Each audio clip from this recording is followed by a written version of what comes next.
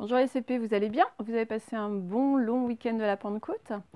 Bon, on va tout de suite passer à la deuxième partie de la leçon de lecture. Donc on avait découvert le son vendredi dernier. Alors je vais vous rappeler un petit peu ce son-là. Enfin, ces sons-là, il y avait deux sons qui se ressemblent un petit peu. On avait le son EI, vous vous rappelez? Alors on a deux façons de l'écrire EI. Soit EIL comme dans soleil, parce qu'on dit le, c'est du masculin. Ou EI2LE comme dans abeille, parce qu'on dit une abeille, c'est du féminin. D'accord? Donc EI. Et puis l'autre son, c'était AI, comme dans éventail. Donc AIL, quand c'est du masculin, on dit un éventail. Et AI2LE, quand c'est du féminin, comme une muraille. Voilà, vous vous rappelez de ces deux écritures-là. Donc on va trouver beaucoup de mots avec les I et le EI dans le texte que l'on va lire aujourd'hui, parce qu'on n'a que le texte à lire, hein. Les phrases, on les avait déjà lues. On rappelle rapidement l'histoire, on en avait un petit peu parlé, donc de la famille d'Hugo, avec sa petite sœur, hein, Agnès, qui est née, qui va donc faire passer une petite après-midi dans un château. Ils ont invité Lily à venir avec eux, donc il fait un grand soleil. Et donc, pour visiter ce château fort, ils se sont mis en tenue appropriée. Donc, Hugo et Taoki sont en chevalier et Lily, elle est en princesse. Et voilà, pour faire Moyen-Âge, hein, puisque les châteaux forts, je vous rappelle, ont été construits au Moyen-Âge. Et donc, voilà, là, ils sont sur ce qu'on appelle le pont-levis, hein, le pont qui va se lever pour que les ennemis ne puissent pas rentrer dans le château et s'abaisser pour que les amis puissent rentrer ou sortir. Et puis voilà, en gros, ce que ça raconte, cette histoire. Donc on va en savoir un peu plus en lisant le texte. Donc on avait lu les deux mots outils, ils étaient faciles à lire. Donc maintenant on va quand même s'entraîner à les écrire. Alors ils ne sont pas trop difficiles aujourd'hui, hein. On a d'abord le mot outil que j'écris là, qu'on a lu hier, c'était le mot plus. Alors soit on dit plus, et soit on dit plus. Alors tout ça, ça dépend du contexte, hein. Si je dis j'ai plus d'argent que toi, bon ben voilà, ça s'écrira pareil, hein. Et si on dit je n'ai plus faim, ça s'écrira pareil aussi, mais sauf qu'on prononcera plus. Donc ça, c'est en lisant, pareil, on sait si on doit prononcer le S ou pas, parce qu'on voit avec le sens quoi, que ça prend. Et le deuxième mot, c'était celui-là. Donc c'est le mot évidemment aucun. Alors les difficultés, hein, il y en a deux. C'est bien se rappeler que le O c'est AU et que le 1 c'est UN, comme dans chacun en fait, hein. L'autre jour on avait vu chacun, donc c'est la même fin que chacun. Voilà. Donc je vais vous laisser les écrire plusieurs fois sur l'ardoise pour bien les retenir. Et puis après du coup on va pouvoir lire le texte. Donc allez-y pour les mots outils. Et on passe au texte. Donc je reprécise que je lis assez vite le texte. C'est juste pour vous donner la correction, mais le mieux c'est que vous lisiez vous-même dans votre livre, hein, puis après vous m'écoutez pour voir si c'est bon. Hein, parce que là je ne peux pas m'adapter à la vitesse de tout le monde, évidemment. Il y en a pour qui c'est ennuyeux, d'autres pour qui c'est trop long. Donc on fait un milieu, quoi, on va dire. Alors c'est parti. On s'arrête là. Le soleil est resplendissant. Le soleil est resplendissant. On met deux petits points, ça va nous donner des explications supplémentaires.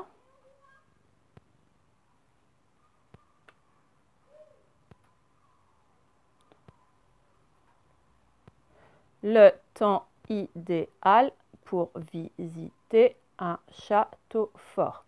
Le temps idéal pour visiter un château fort.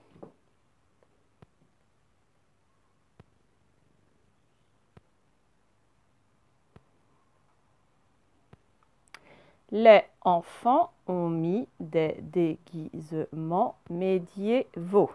Les enfants ont mis des déguisements médiévaux. Alors, qu'est-ce que ça veut dire médiévaux? C'est un mot qui vient du mot Moyen-Âge. C'est un déguisement médiéval, des déguisements médiévaux au pluriel, c'est des déguisements du Moyen-Âge qui montrent comment c'était le Moyen-Âge. Donc, on explique quels sont ces déguisements médiévaux en mettant deux petits points. Alors, on a d'abord On s'arrête là pour faire Lily. Donc Lily est en princesse. Lily est en princesse. On peut le vérifier. Hein. Ensuite,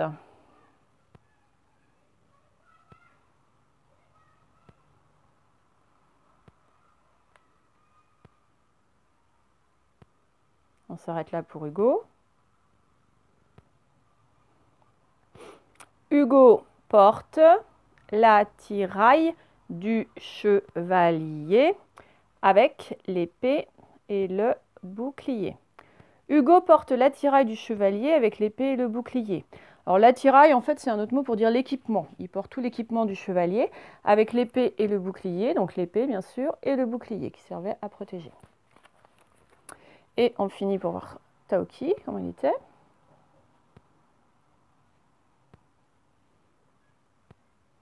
Alors, deux mots que vous ne connaissez peut-être pas. Et Taoki, la côte de maille et le home. Et Taoki, la côte de maille et le home. Alors, qu'est-ce que c'est que ça, la côte de maille et le home?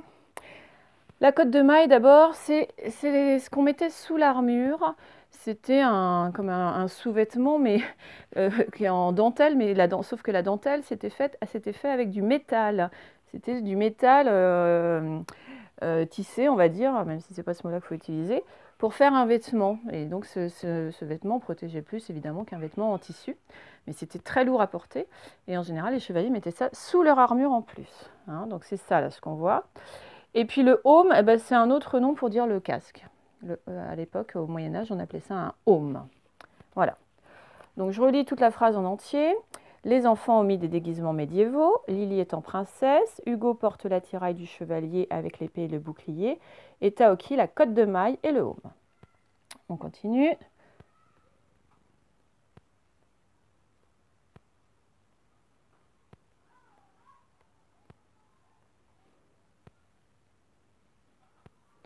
Sur son cheval, brandissant une épée, Taoki vole vers le pont-levis.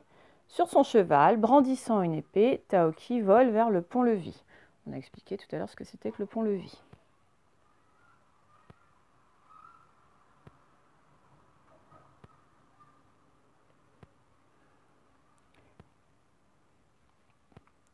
Il fait la course avec une abeille plus rapide que lui. Il fait la course avec une abeille plus rapide que lui. Donc là, dans ce cas-là, vous voyez, j'ai dit plus rapide. On ne dit pas plus rapide. Donc, comme le sens m'a aiguillé, m'a dit de dire plus rapide et non pas plus rapide. Et donc là, on le voit en train de faire la course avec l'abeille. Ensuite, on est là. Hop.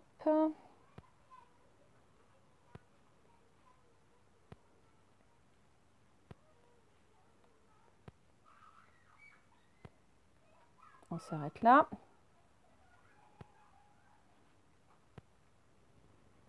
À l'arrière donc, le père d'Hugo photographie tout ce qu'il voit avec son appareil.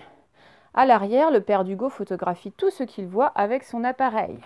À l'arrière, hein, derrière, il photographie tout avec son appareil. On le voit nettement sur l'image aussi. Alors, pour nous préciser ce qu'il photographie, on a mis 2 points qui nous expliquent ce qu'il photographie. Donc d'abord, on va s'arrêter aux virgules à chaque fois. Le vieil édifice. Le vieil édifice, édifice, ça veut dire le vieil édifice, ça veut dire le vieux bâtiment, quoi, la vieille construction. Ensuite, alors évidemment, le vieil édifice, pardon, on parle du château, hein, évidemment.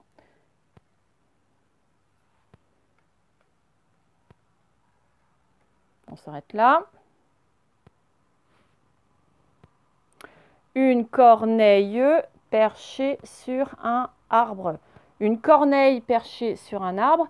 Hier, on a déjà vu ce que c'était qu'une corneille, hein, dans la phrase ici. Je vous avais expliqué que ça ressemblait un petit peu à un petit corbeau. Donc, est-ce qu'on la voit, la corneille perchée sur un arbre? Non, on ne la voit pas sur l'image. Mais voilà, il a photographié ça aussi. Et dernière chose qu'il photographie.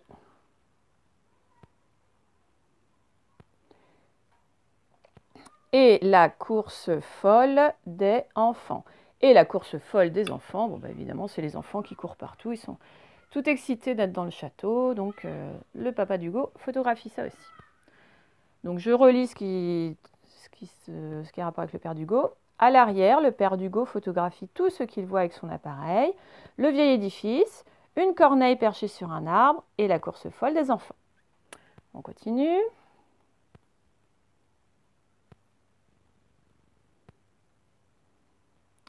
Il ne veut perdre aucun détail. Moi aussi, hein. Il ne veut perdre aucun détail. Bon, on parle encore du père d'Hugo, hein, qui veut prendre en photo tout ce qu'il voit pour ne rien oublier. On continue.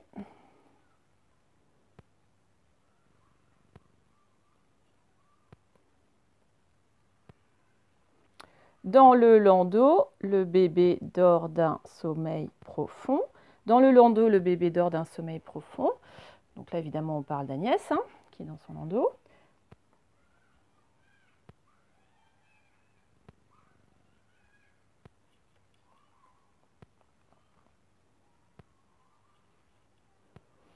Rien ne semble pouvoir l'éveiller, pas même le bruit de la bataille.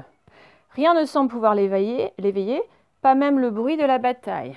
Donc l'éveiller, c'est pareil que le réveiller, donc que la réveiller plutôt, comme c'est une fille. Donc rien ne semble pouvoir la réveiller, pas même le bruit de la bataille. Alors on se demande de quoi on parle, là, la bataille, de quoi on parle.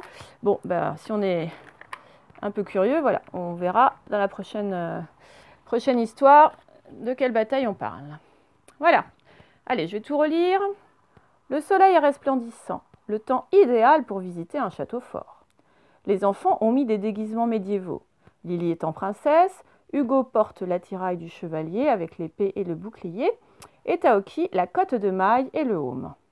Sur son cheval, brandissant une épée, Taoki vole vers le pont-levis. Il fait la course avec une abeille plus rapide que lui. À l'arrière, le père d'Hugo photographie tout ce qu'il voit avec son appareil. Le vieil édifice, une corneille perchée sur un arbre et la course folle des enfants. Il ne veut perdre aucun détail. Dans le landau, le bébé dort d'un sommeil profond. Rien ne semble pouvoir l'éveiller, pas même le bruit de la bataille. Voilà. Alors, vous allez prendre votre Taoki violet.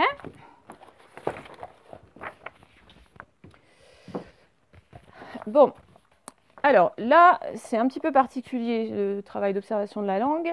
C'est un travail qui se fait sur ce qu'on appelle des adjectifs.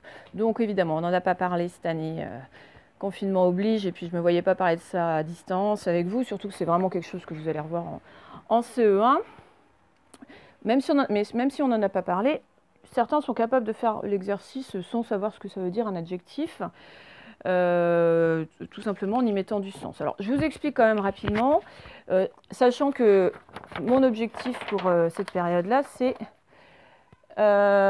plutôt de faire le travail de la compréhension ici, d'accord ? Mais j'explique quand même pour ceux qui auraient envie de faire un petit peu de zèle.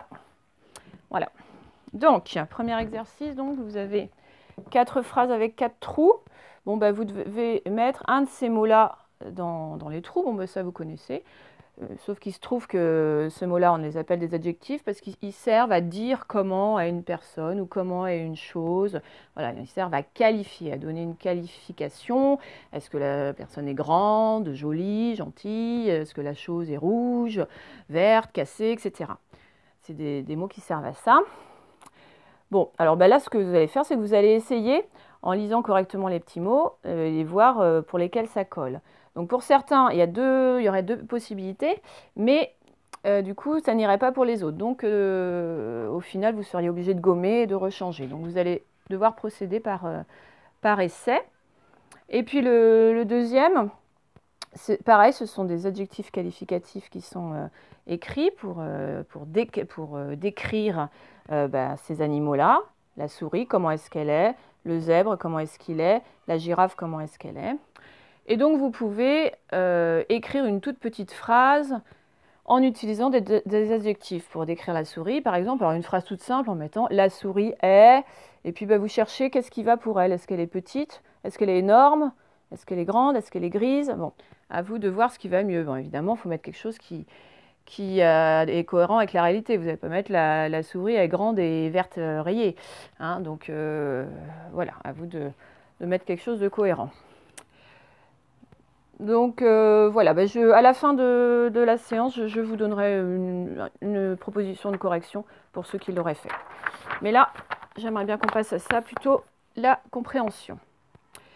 Bon, alors là, nous avons des phrases qui, mises dans le bon ordre, nous font un petit résumé de ce qu'on a lu tout à l'heure, là, sur le texte de la famille de Hugo qui est dans le château. Voilà, sauf que là, c'est mis complètement en désordre. Donc, va falloir les numéroter pour les remettre dans l'ordre. Donc, ce que vous allez faire, c'est que vous allez lire toutes les phrases d'abord. Avant de commencer quoi que ce soit, vous lisez tout. Et puis, vous allez vous dire, attends, qu'est-ce qui vient en premier dans l'histoire déjà? Hop, et on met le 1 en face. Et ensuite, qu'est-ce qui vient? Donc, je mettrai le 2, etc. Donc, vous devez mettre les nombres de 1 à 5, hein, puisqu'il y a 5 phrases. Alors, quelquefois, c'est pas évident, donc vous avez le droit de reprendre votre livre, votre texte donc, pour voir, ah oui, dans le texte, qu'est-ce qui était mis en premier déjà, et puis, bon, pour trouver la réponse. D'accord?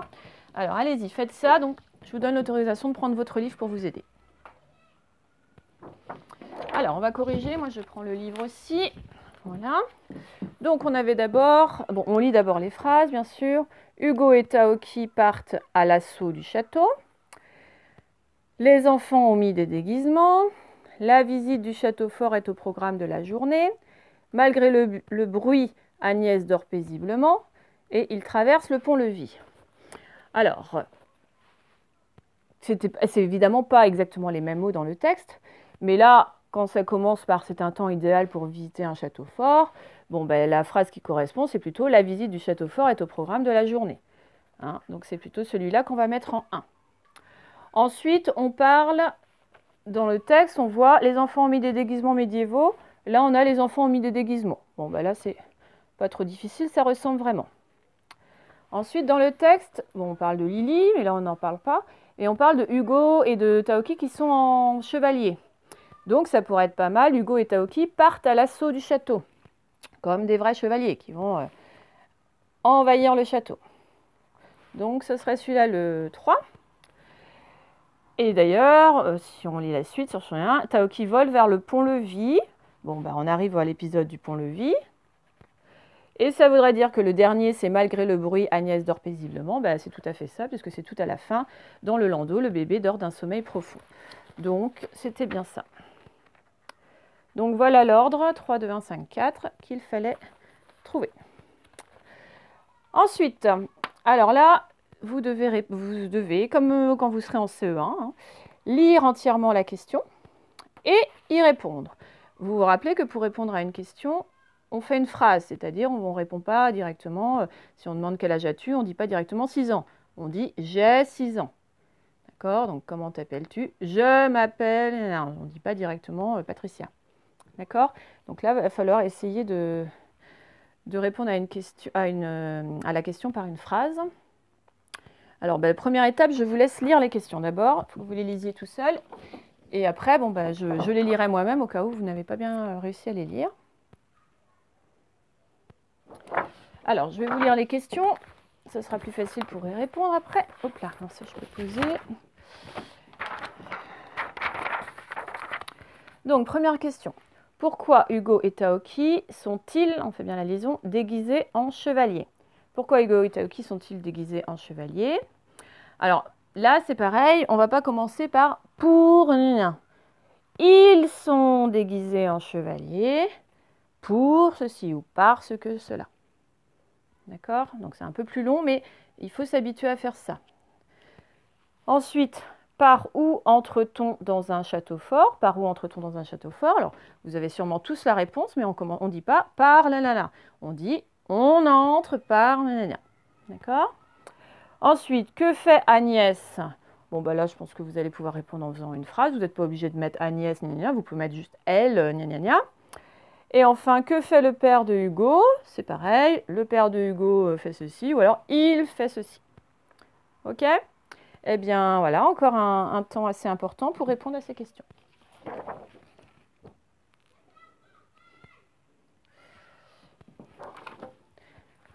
Alors, pourquoi Hugo et Taoki sont-ils déguisés en chevaliers? Donc, de toute façon, quelle que soit votre réponse, elle doit commencer par « Ils sont déguisés en chevaliers ». Attends, je vais mettre à plat, ça sera plus facile. Ils sont déguisés en chevaliers. Et là, pour ne pas faire de faute, vous regardez les mots qui sont dans la question. C'est les mêmes mots. Sont-ils déguisés en chevaliers? Vous avez tous les mots sous les yeux. Donc, vous ne devez pas faire de faute. Ils ici, sont ici, déguisés ici, en ici, chevalier ici. Alors, pourquoi? Bon, pour visiter un château fort. Bon, après, vous aurez peut-être quelques fautes d'orthographe, bon, c'est pas dramatique. Pour visiter. Alors, visiter, c'est le S entre deux I qui fait THE. Et là, ça va être le EER. Un château fort. Alors, château fort, il est écrit dans la colonne, dans la question du dessous, là. Donc, vous pouvez vous aider de ça. Un château fort. Alors, peut-être que vous n'avez pas mis exactement cette réponse, mais si ça veut dire à peu près la même chose, c'est bon aussi, bien sûr. Hein. Ensuite, par où entre-t-on dans un château fort? Alors, vous allez tous me dire par le pont-levis, mais sauf qu'on fait une phrase, on va dire on y entre par le pont-levis. Ou alors, on entre dans un château fort par le pont-levis. On y entre par le pont-levis. Alors là, pour écrire pont-levis, soit vous vous rappeliez que vous l'aviez ici, là, où est-ce que là? Soit vous alliez voir dans votre livre comment est-ce qu'on écrivait le pont-levis, parce que c'est pas évident hein, de ne pas faire de faute. Que fait Agnès? Bon, on a dans le texte, elle dort d'un sommeil profond. Si vous avez juste mis elle dort ou Agnès dort, c'est très bien. Hein, elle dort paisiblement, elle dort d'un sommeil profond. Tout ça, ça va. Hein. Alors, évidemment, j'ai oublié de vous dire, hein, majuscule au début, point à la fin à chaque fois. Hein. Et enfin, que fait le père de Hugo? Bon, il prend des photos ou il photographie tout ce qu'il voit. Bon, tout ce qui veut dire ça, c'est bon aussi. Avec une majuscule au début, un point à la fin. Voilà. OK? Bon, et puis le dernier exercice, eh bien, on est sur le déguisement des chevaliers du Moyen-Âge. Donc j'ai expliqué tout à l'heure les mots les plus difficiles, c'est-à-dire un aume et une côte de maille. Le reste, une épée et un bouclier, je pense que vous saviez déjà ce que c'était. Donc je vais vous laisser lire les mots, bien sûr, et puis les relier au bon endroit du déguisement. Pour voir si vous connaissez un petit peu l'attirail du chevalier. Allez-y.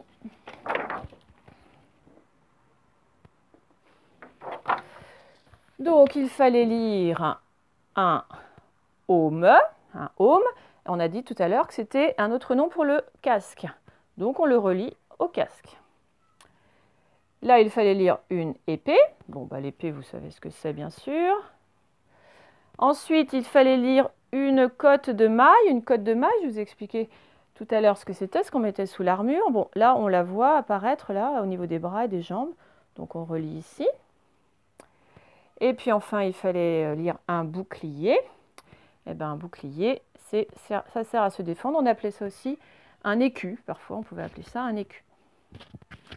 Voilà. Alors, pour ceux qui s'étaient lancés qui voulaient se lancer dans cet exercice-là, je vais quand même vous donner la correction, bien sûr. Donc, tu m'as donné un conseil. Alors, un grand conseil, ça ne va pas déjà. Un petit conseil, bon, déjà au niveau du sens, c'est bizarre. Quand vous maîtriserez l'orthographe, vous verrez qu'il n'y aurait pas de S à petit. Mais bon, de toute façon, on essaie les autres. Tu m'as donné un bon conseil. Ah, ça, c'est pas mal. Et tu m'as donné un fermé conseil, non. Donc, c'est plutôt le bon qu'il fallait mettre.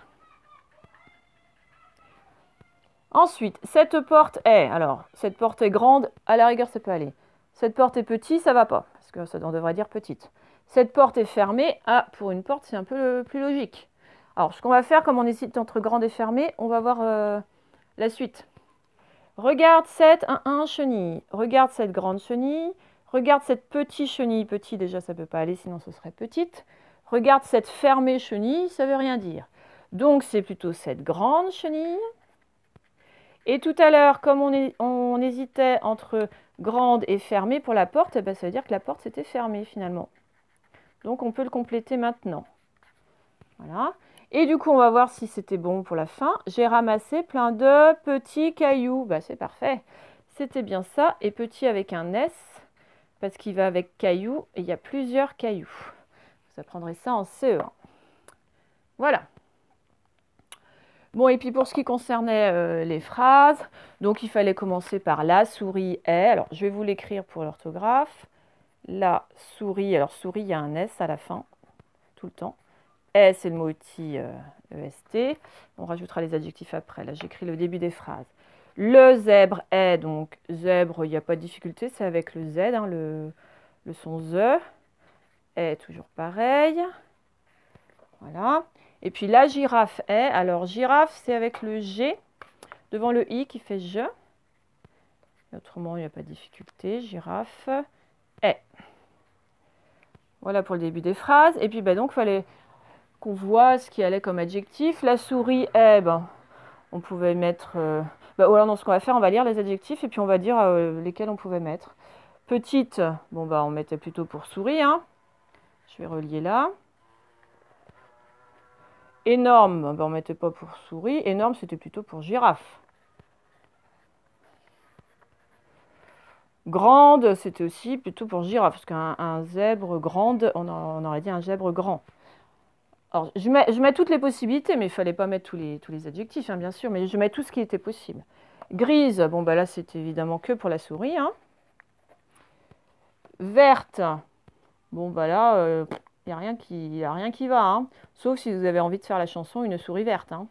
Mais là, il n'y a rien qui va pour les trois animaux-là. Rayé, ça c'est facile, c'est le zèbre. Hein. Rapide, rapide, ça peut aller pour la souris. Une souris peut être rapide, mais un zèbre peut être rapide aussi. Et puis même une girafe. Donc en fait, on pouvait le mettre pour les trois, celui-là. Bon, vous ne devez plus rien comprendre avec mes flèches, mais... Gracieuse, donc déjà, ça peut être que avec du féminin. Donc une souris gracieuse, c'est plutôt une girafe gracieuse avec son long cou, tout ça. C'était plutôt la girafe que ça allait. Et puis gros, ça ne peut pas être la souris, sinon ça serait grosse. Et ni la girafe, sinon ça serait grosse. Donc ça peut être que le zèbre, qui est gros. Voilà. Eh bien voilà, une bonne leçon de lecture faite. Eh bien je vous retrouve donc jeudi, voilà, je suis un peu perdue dans les dates. On commencera un nouveau son encore. On approche vraiment de la fin, là, les sons un peu compliqués, mais ça y est. Hein. On a un peu tout le matériel qu'il faut pour bien savoir lire. Là. Eh bien, bonne fin de journée, les CP. Et puis, à une prochaine.